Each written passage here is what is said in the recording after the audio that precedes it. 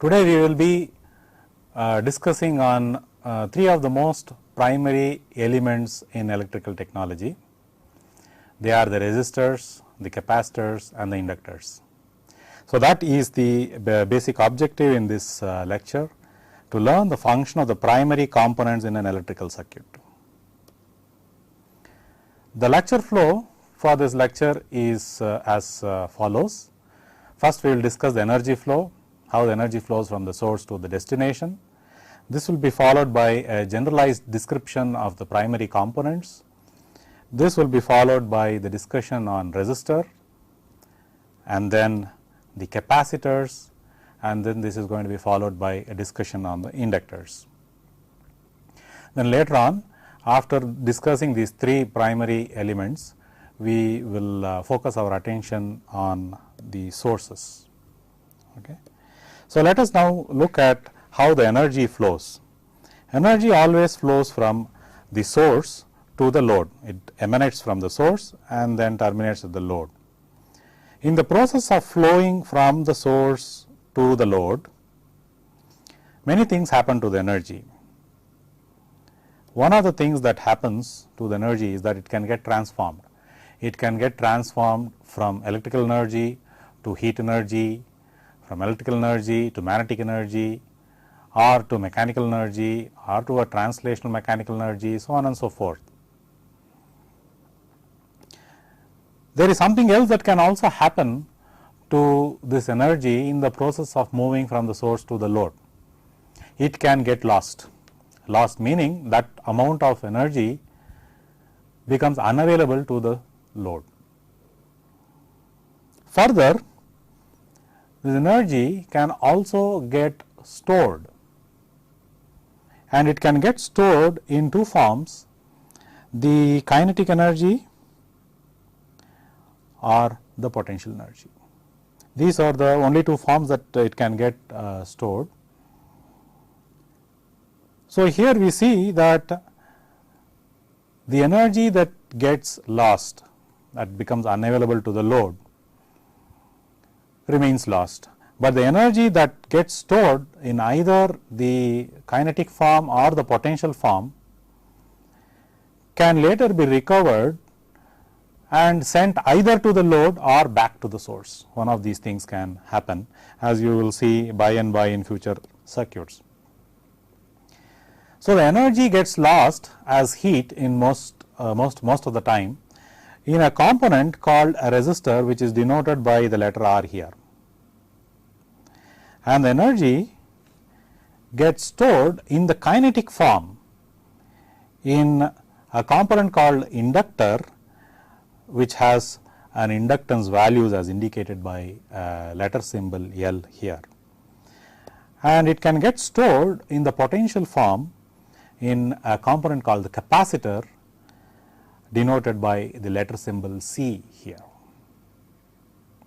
So, now let us look at these primary components one by one. The resistors first. What are these resistors?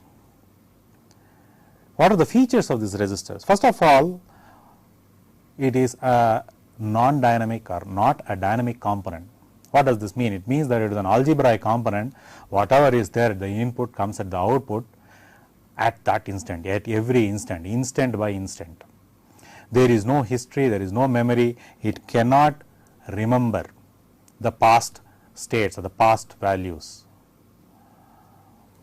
And further, the most important functional property of the resistor is that it has to dissipate. It is lossy, and most of the dissipation occurs as heat. So, let us try to characterize the resistors.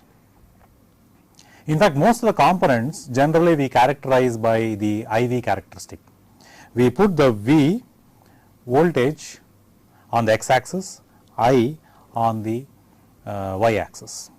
So, here in this particular diagram, V is the independent axis and I is the dependent axis. So, in this IV characteristic, we plot the character of the resistor, as you see here, is a straight line, and the slope slope in this case is I by V is 1 by R or 1 by the resistance value. So, this is how the resistance is described. So, if you see here in this graph, if this line representing the resistor is aligned along the vertical axis, that is the y axis, then the slope is infinite, which means that R is 0, and this would represent short circuit. On the other hand, if this resistor line is aligned along the V axis, that is the x axis, then R is infinite as the slope is 0, slope of this line is 0. So, we see that the resistor line can vary from short circuit along the vertical axis to open circuit along the horizontal axis, and in between it can take any value from 0 to open circuit. This is the VI characteristic of a resistor, of a simple resistor. Now, coming back to this VI characteristic, let us take a point on the voltage axis and then draw a line directly up onto the resistor characteristic line, and from that intersection point we draw another line which intersects the current. So, at this point we see that voltage here gets multiplied by the slope 1 by R and results in the current. So, you have the voltage multiplied by this resistor resulting in this current. That becomes the governing equation for the resistor I equals voltage by R, or it can also be written as voltage equals current into R. It is basically the same equation which is algebraically represented in a slightly different way. This is called the Ohm's law, one of the most fundamental laws in electrical engineering which you will be using almost throughout your life. Another important character in the resistor is its power dissipation, because we said that energy is going to get lost in the resistor as heat. We need to quantify how much amount of this energy gets lost. Power in watts is equal to voltage in volts into current in amps. So, VR is the voltage across the resistance and I is the current through the resistance. So, the product of this V into I will give you the wattage or the power that gets dissipated in this resistance. Now, this IV itself we saw by Ohm's law can be written as I into R, current into R, and into a further component of current which is equal to I square R. So, the equation for the power is I square R.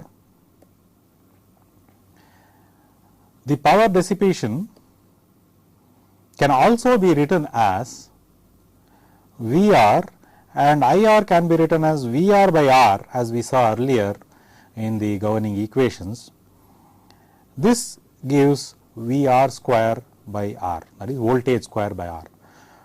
So, summarizing, we see that the power dissipation in a resistor can either be I square R if you know the current, or if you know the voltage across the resistance, then it is V square by R.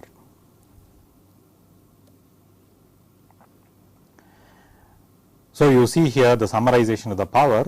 Power is VR into IR, power dissipated in the resistor is also I square R, power dissipated in the resistor is also V square by R, depending upon which variables are known at any given point of time. There are different types of resistors. One is the carbon composition resistor, the way it is made. You have the metal film resistor, wire wound resistors and such, and many more types.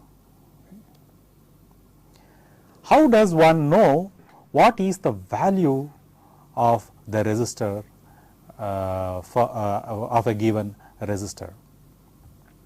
Let me show to you a resistor,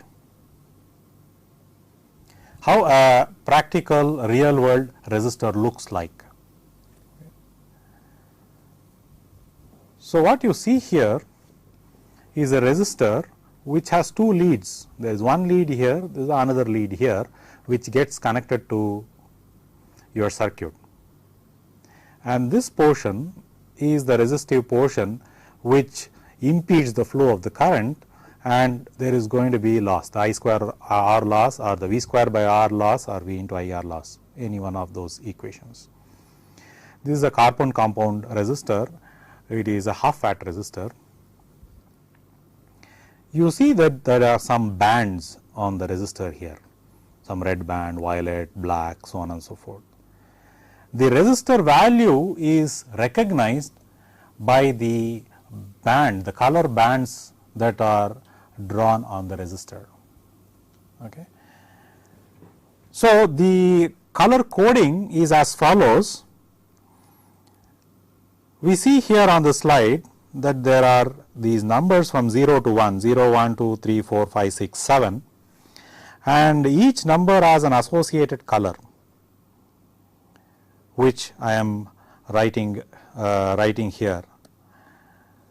The 0 is represented by black, 1 is represented by brown, 2 by red, so on and so forth.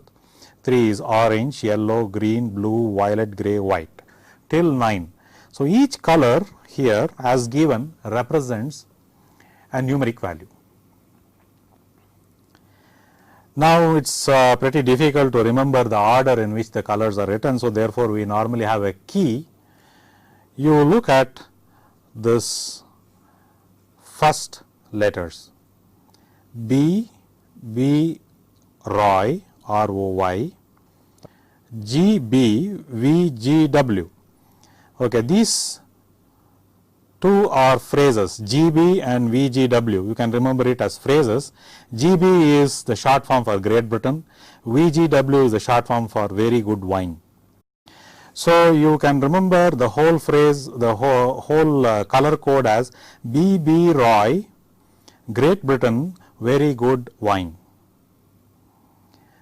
which will give you the order, the sequence in which you can remember the color codes which represent the numeric values. So, how do we read the colors in the color code? Now, look at this resistor here. It is having, starting with the red color as its leftmost band, color band.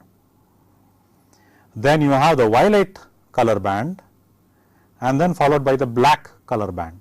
And there is a fourth color band here, the extreme, right extreme, and that color band represents the tolerance, variation of the resistance with temperature. So, the value is given by only this first three color band.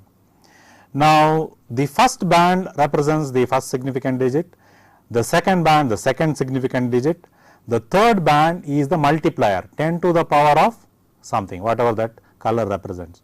So, here for example, if we take that particular resistance, you have the first band which is a red, the second band which is a violet, and the third band which is black.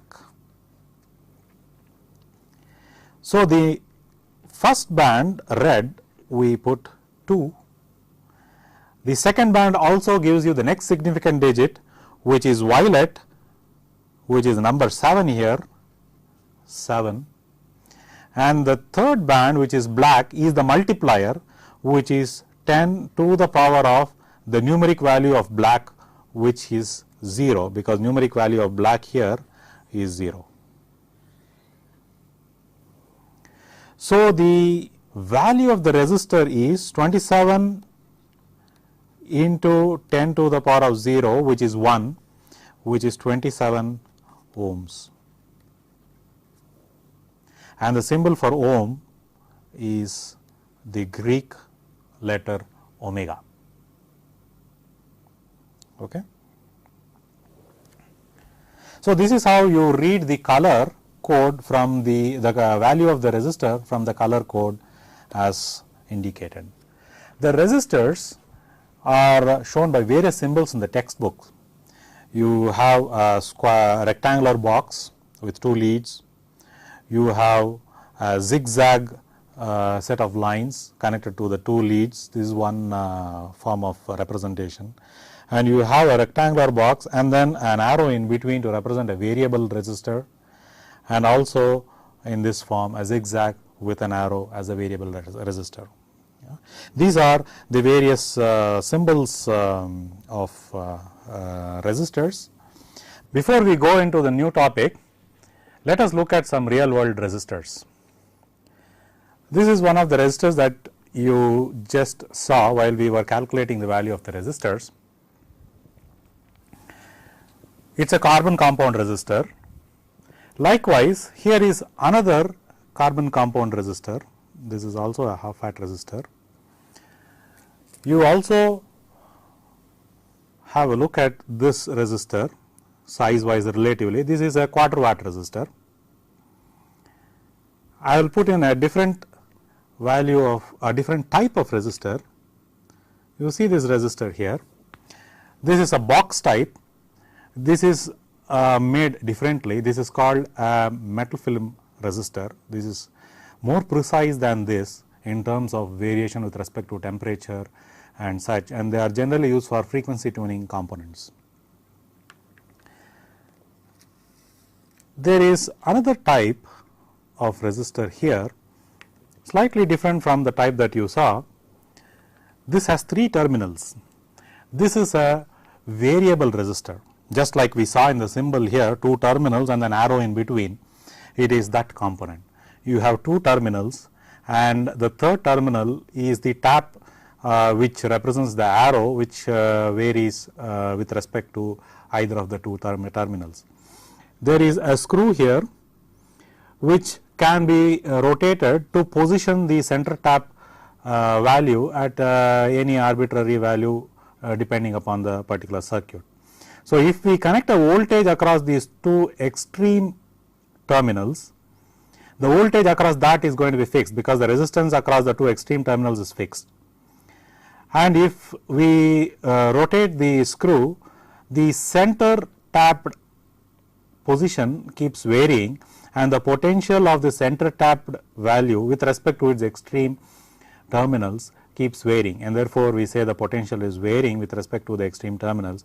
This is called a potentiometer. It is a variable resistor. Apart from these resistors, there are other resistors also which are bigger in size to handle higher wattages.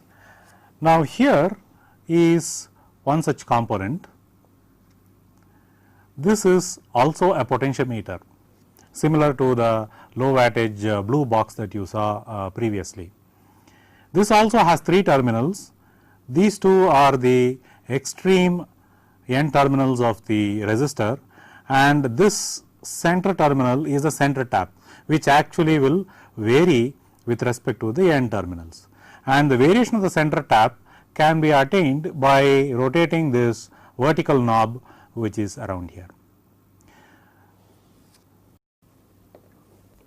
There is this another type of fixed resistor. This is also actually a carbon compound, but you will see that this is slightly bigger than the half watt and the quarter watt resistors to handle much higher power dissipation capability. These are the high wattage resistors which will go into your circuits. There is still higher wattage resistors available in the market. This is a 25 watt resistor. This is a wire wound resistor, and you will see that the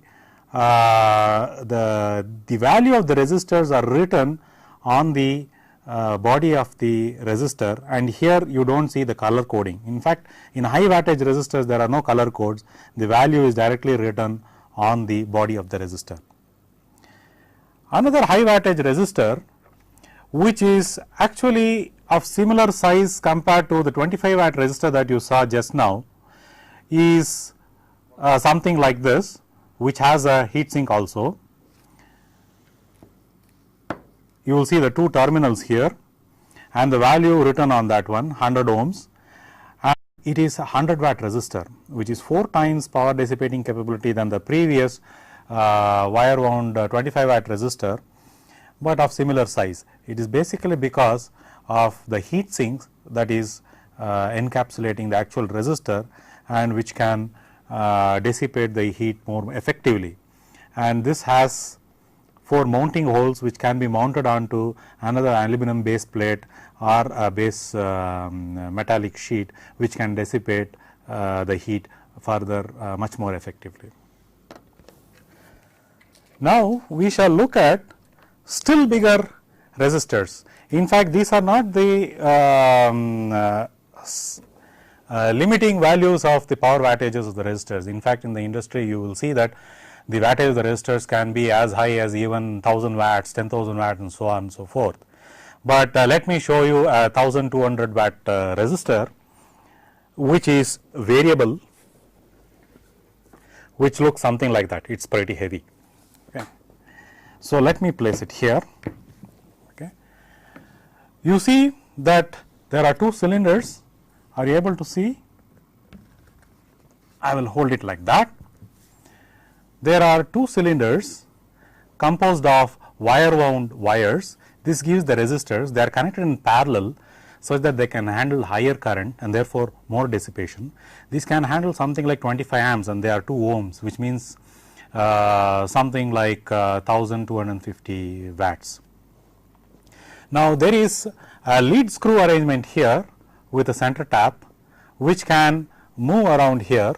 I can vary this knob here and therefore change the position of the center tap. Now, the center tap is connected to this knob here. Okay. The one extreme terminal is here, the other extreme terminal is on this side, and therefore, you have the 2 extreme terminals and the third center tap terminated here. Okay. So, this is also a potentiometer, but in the high power regions of operation, these type of resistors are called rheostats. You can also get fixed resistors of such high powers also. So, now coming back to our topic of the basic components, we were till now looking at the resistor component, the one which dissipates energy.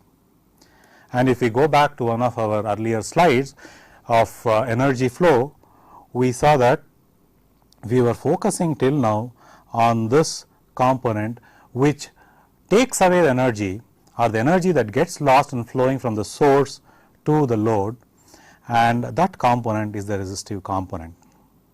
Now, let us have look at the storage components, that is the kinetic storage and the potential storage. Let us first look at the potential storage component, which is the capacitor. So, now what are the capacitors? Comparing with the resistor, we see that the capacitors are dynamic components. What does it mean by dynamic components? Means it can remember, it has history, it can store the past states or the past values, it can have initial conditions. That is what a dynamic component means. It is not algebraic, its present is based on previous values, and therefore, they have memory. Now, the fundamental functional difference between the capacitor and the resistor is that this can store energy, whereas the resistor dissipates the energy, gives up the energy. So, this stores potential energy in the potential form. Okay. So, how does this store the energy? Let us look at a very simple analogy that we most of us would have seen in real world.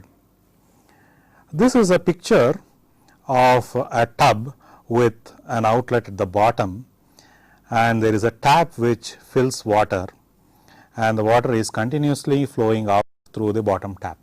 Okay. So, the flow, inflow and the outflow can so be adjusted that there is a particular height of water which is built up, and this is the buffer water.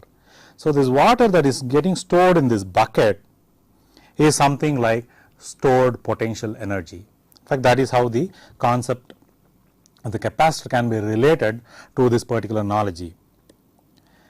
So, we say that the input flow of water is something like input flow of charges into the capacitor, and that is called charging, and the flow of charges out of the capacitor or flow of water out of the tub is something like discharging the energy which is in the tub or which is in the capacitor that we are analogously calling. Okay. The capacity of this drum or bucket is analogous to the capacitance value of the electrical component capacitor, and the height or the head of water that is going to get stored in this bucket is the potential of the energy, and that potential is the voltage potential in the case of the capacitor. So, analogously this particular system which we probably see every day, bucket getting filled with water and then getting discharged, is will relate very well to a capacitance action. And the volume of the water is actually the charge that is put into the bucket or that is put into the capacitor. Now, the capacitor looks something like this in its most primitive form. It has two plates, there is one plate here, there is another plate here, and in between there is non-conducting dielectric material. Okay. So, the charges, let us say there is a current flow, the charges come and accumulate on this, let us say they are the positive charges, and then it will induce equal amount of negative charges on the other plate, and then there is a potential difference between these two plates, which is the potential. So, this charge accumulation is called the potential storage in the capacitor, which has a capacity C. So, that is the metal plate as I have indicated, this is the dielectric, this is the capacitor with capacity C, and the charge Q is current into time. The current into the time is the amount of charge that gets accumulated here, and the difference between the potential at between these two plates is the potential V or volts. Okay. So, here are the steady state equations for the capacitor. The charge Q is related to the current and time in this fashion. The current into time is equal to the charge. The charge is also equivalent to the capacitance or the capacity of the capacitor into the voltage V. Q is equal to CV, Q is equal to IT. These are fundamental steady state relations. The dynamic equations, the steady state equation is when everything is under stable operating conditions, nothing is varying, nothing is changing. In dynamic conditions, when there are transients, when there are step changes. So, these are the dynamic equations which are the more general equations. Under steady state constraints, you will see the earlier steady state equations coming into play. So, in the case of the capacitor, the voltage across the capacitor is remembered by the capacitance. So, the voltage is the state value. The current through the capacitor is always 0 in the average value. The average value of the current is always 0 in the capacitance under steady state conditions, but under dynamic conditions you will see that it is given by this equation, I is equal to C dV by dt, or the voltage is given by 1 by C integral of I dt. It is exactly this equation written in a different form. Now, this integral here implies that there can be history, there can be initial condition. So, the initial condition as far as the capacitance is concerned will be a voltage value. So, therefore, capacitor remembers voltages, it can remember the immediate past value of the voltages, and voltage is the state value or the state variable for the capacitance. And in the case of the capacitance, the voltages cannot change suddenly, it can only change smoothly or continuously. There cannot be a discontinuous change in voltage because of this fundamental equation, the integral equation. The V here on the left hand side cannot have a step change. The energy storage equation, we saw that the capacitor is a potential energy storage component, and therefore, what is the amount of energy that gets stored in the capacitance, and that is given by E, the energy, which is equal to 1 by 2 C V square or half C V square. You see that the energy storage variable is V here, the potential of the, therefore, it is the potential storage component, half C V square, and that can be obtained by simple derivation. We know that the wattage is V into I, and V into I into time is going to be the energy, watt seconds. So, integral of that over a period of time or over a period will give you the energy which is as given here. So, we say that as the capacitor has the voltage variable here in the energy equation, and its state variable or the state value is the voltage, or the history that it can remember is the voltage, which is the potential, and therefore, it is called the potential energy storage component. The capacitors also come in varied forms, varied types. There are different materials that are used in the manufacture of capacitors. So, you have basically two types, broad categories of capacitors, the polarized capacitor and the non-polarized capacitor. By polarized capacitor, what I mean is that there are two terminals like in a resistor. One terminal should always be more positive with respect to the other terminal. So, that is a polarized capacitor. In the case of a non-polarized capacitor, either terminal can be more positive than the other terminal at any given point of time. So, there is no restriction that one terminal should always be more positive than the other terminal. In the polarized capacitor, the electrolytic capacitor is one which is most commonly used, and in the electrolytic capacitor there are two significant or more popularly used capacitors, the aluminum electrolytic capacitor and the tantalum capacitors. Tantalum capacitors are a bit more accurate in terms of the capacity. The aluminum electrolytic capacitors have lesser tolerance, meaning the variation is much more. It can vary from -40% to +100% than the value of the capacitor compared to the value of the capacitor that is written on the nameplate of the capacitor. In the case of the non-polarized, you have the capacitors named type named based on the material of the dielectric that goes into it, the ceramic dielectric type or the polymer based, the metallized polyester. Metallized polyester is something which is having very low tolerances to changes in the environment, and therefore, they are used for frequency tuning applications, things like that one. And this is the symbols that you normally encounter in the literature in the circuits, electric circuits for the capacitor.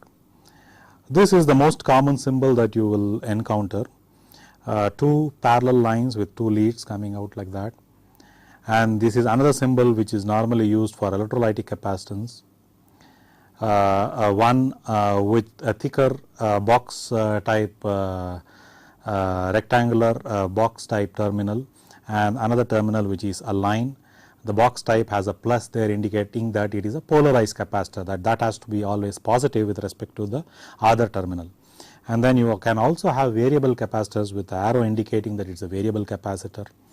There is also a capacitor with the following symbol, which you also will come across in the literature. A terminal which is attached to a straight line plate, and another terminal which is attached to a curved plate. This also sometimes is used for electrolytic capacitors, that is polarized capacitors, with the straight line plate indicating plus and positive with respect to the curved plate capacitor. This is also one of the symbol that you would be coming across more commonly. Let us now look at some of the capacitors that you will find in the real world. If you look here spread out, there are a few capacitors. The smallest one here is a paper capacitor, and unlike again as I told you earlier that in the case of the resistors you have the color codes for the values, for the capacitors the values are printed on the body of the capacitor itself. So, you need not remember any color coding for this. So, this is normally used for decoupling in electronic circuits. This is another ceramic capacitor. These are non-polarized. These are all non-polarized capacitors here, what you see on the front. This box type here is a polyester capacitor used for frequency tuning applications. This has very low tolerances, meaning it does not vary much with temperature. Now, these two black capacitors that you see, they are polarized. They are what you call the electrolytic capacitors, and they are specifically here in this case what I have here is aluminum electrolytic capacitors. They are very frequently used in power supplies for actually holding the charges. They can hold large quantities of charges, and they can come in very large capacities. So, these capacitors are in general used for actually holding the charges, whereas these capacitors also do the same function of holding the charges, but their application is more for frequency tuning, decoupling, things like that one. So, this is aluminum electrolytic. You see there is one short lead and one long lead, that is to distinguish the positive and the negative pole.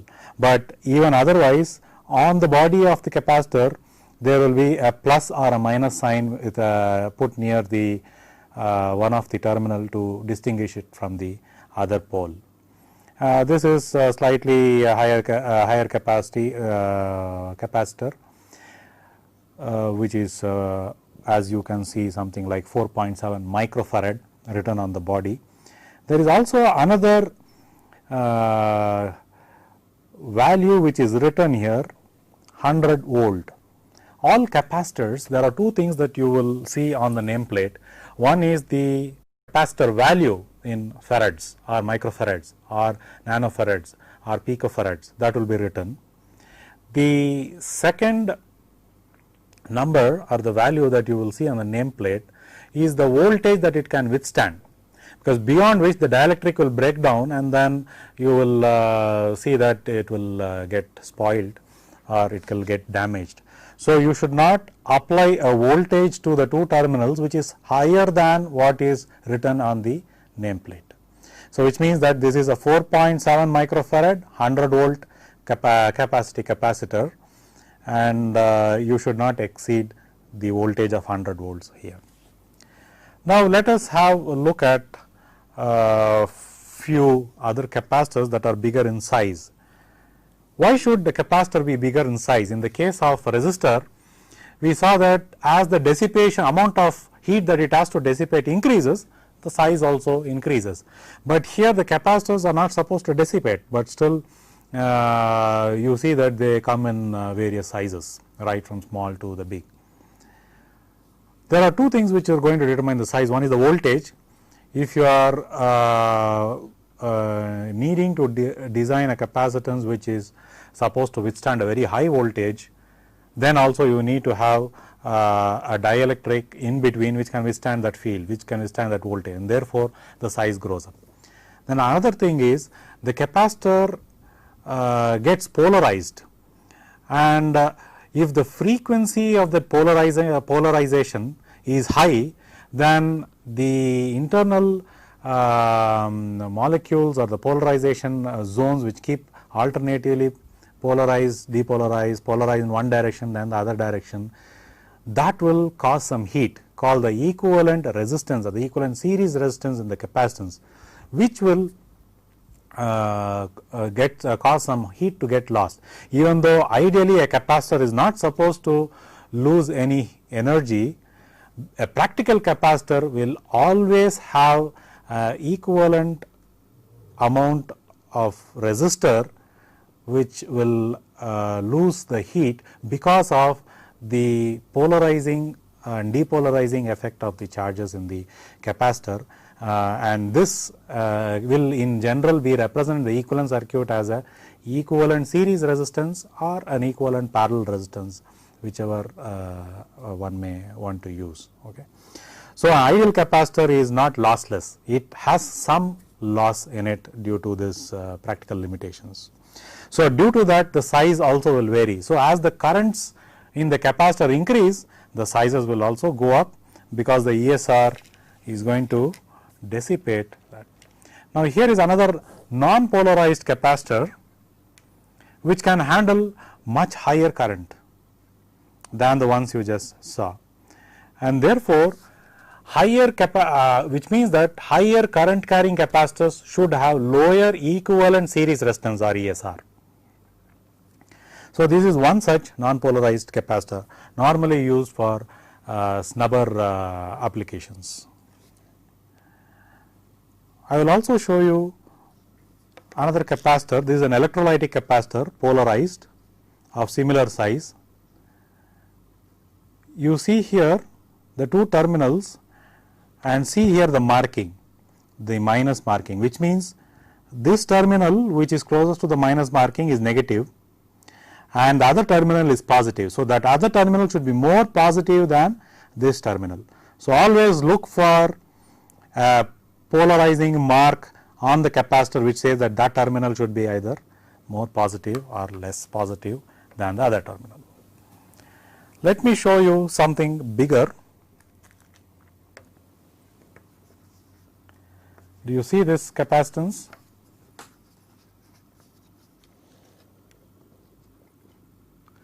With some marking here. Now, this capacitance has leads on this side. This is an axial lead capacitance. It is 4700 microfarad capacity value. You see the minus sign here with arrow sign, which means this lead is negative, which means this lead should be more positive than this at every instant of time. So, this is a polarized capacitor. Similarly, there is another electrolytic capacitor which I just showed you. This is radial lead as against the axial lead here. So, in the market you will find these two types of varieties, the axial lead electrolytic capacitor and the radial lead electrolytic capacitors. The polarity is of course indicated here on this type. I will now show you one more capacitor which is still more bigger in size. Look at this capacitor. It has two terminals, okay, and this is a polarized capacitor. If you can see here, there is a plus mark, which means that this terminal has to be more positive with respect to this terminal at every given point of time.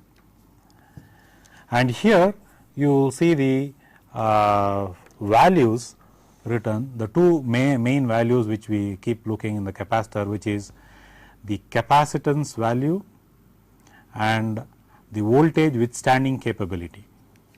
So, if you see in this, you see that it is a 2200 microfarad capacitor and it can withstand up to 450 volts DC. Okay.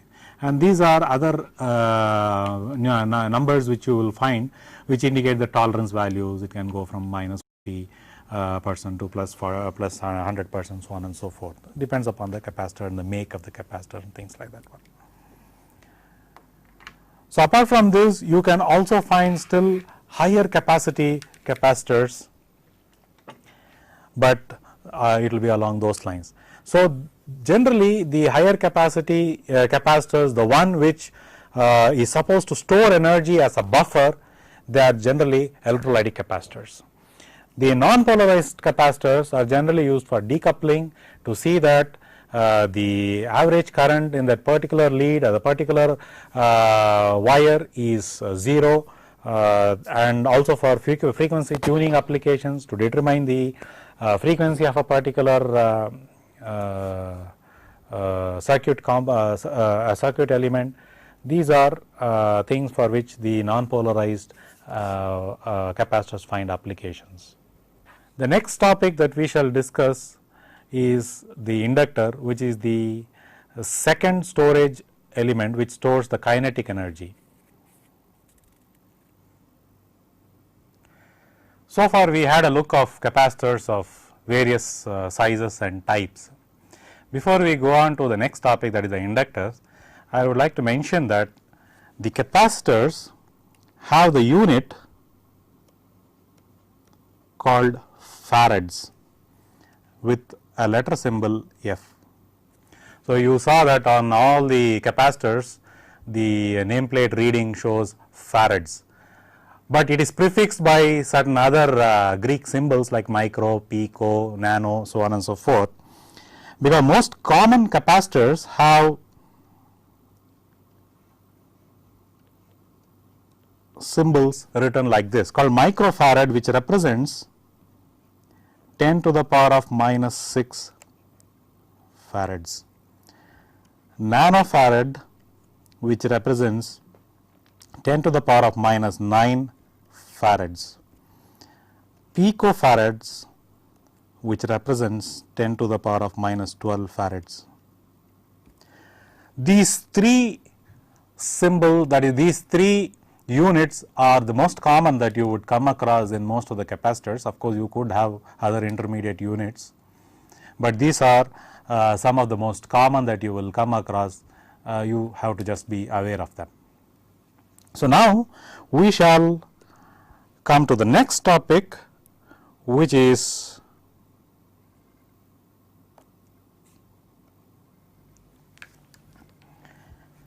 the third component in our list, which is the inductor. We saw that the capacitor stored the potential energy. So, inductor stores the kinetic energy.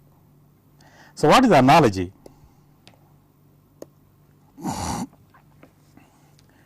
And like in the case of the capacitors, the inductors are also dynamic components, meaning they can store the state. In this case, the flow would be the current, and it can have a memory. Like the capacitor had voltage as the memory, it can have current as the memory or the history. So, it can remember the currents, it can remember the current as a state variable, and it stores of course the kinetic energy. Consider this particular diagram here. You see that there is water flowing, a flowing mass of water. There is a wheel with some blades connected to the wheel, and the wheel rotates anticlockwise as shown here. And how does the wheel rotate? The rotation of the wheel is by virtue of the fact that there is energy stored in the flowing mass of, or the flowing body of water, and that impinges on these blades and causes the wheel to rotate. So, the flowing mass of water has some energy, has some stored energy. A vehicle which is moving has some stored energy. A person who is walking has some stored energy, which is the kinetic energy by virtue of it being in motion. So, it is that energy that we are talking of, and it is that energy which the inductor stores equivalently in the case of the electric circuits, and what is flowing is the current. So, the energy stored by virtue of current flowing is the kinetic energy which is stored in the inductor. So, the dynamic equations in the case of the inductor, like in the case of capacitor, very similar. You will see the voltage across the inductor is equal to L into d I by dt, that is the differential of the current which is flowing through the inductor. Putting it the other way, the inductor current is equal to 1 by L integral of V dt. Notice again here the occurrence of this inductor, which means that it can store the state value. It has memory, it can store the history of what? Of the current. In the case of the capacitor, it was the voltage, because it was the voltage which was equal to 1 by the integral of I dt, but in the case of the inductor, it is the current which is equal to 1 by L integral of V dt. So, current is the state variable in the case of the inductor, it is the current which is causing the energy to get stored, unlike in the case of the capacitor, which was the voltage which was causing it to get stored as potential energy. So, what is the energy storage equation? In the capacitor, it was half CV square, V was the state variable, it was the potential. So, the potential energy was stored. In the case of the inductor, I is the state variable, I is the kinetic, the flow, the kinetic energy being stored in the flow, which is half L I square, as you see here on the screen. Inductor also comes in different types based on the core materials. We have the air core inductor, the ferrite core inductor, silicon steel core inductor, and also it can be categorized based on applications, the continuous applications, the low frequency applications, the switching applications which are more common in switched mode power supplies, filter applications which are used for removing the harmonics, things like this. The symbol for the inductor is as shown here.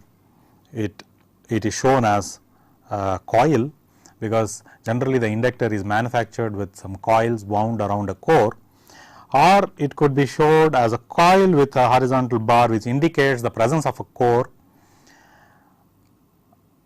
and if the core is not there, it could just be without the line which indicates it is a air core. But this symbol without the line is also used for with core, with air core, and all those things, saturable, so on and so forth.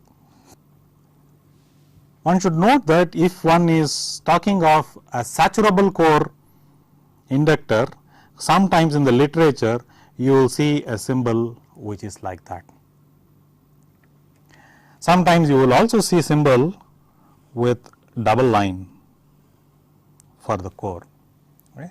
These are the various symbols that you will find in the literature, but in general the basic symbol is the curved surface, the curved lines indicating the coils in an electric circuit. The inductor is having a unit called Henry,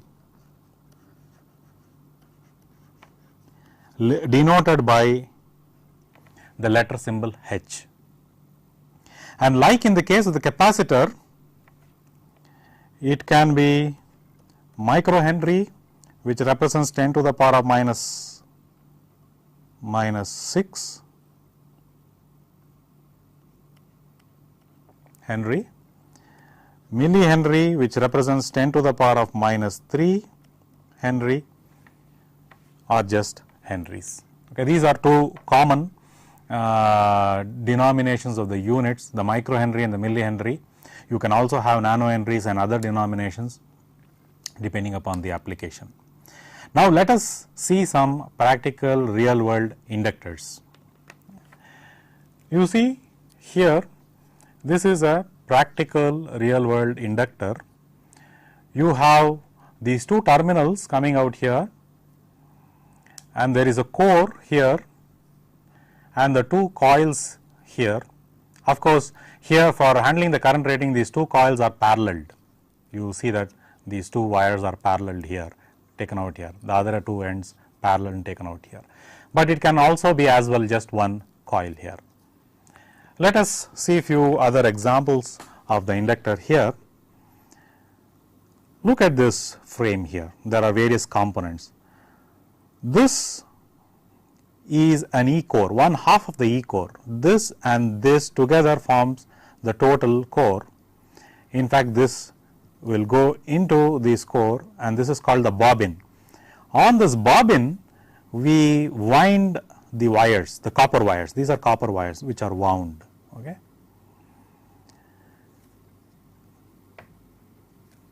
And after winding, you take this core,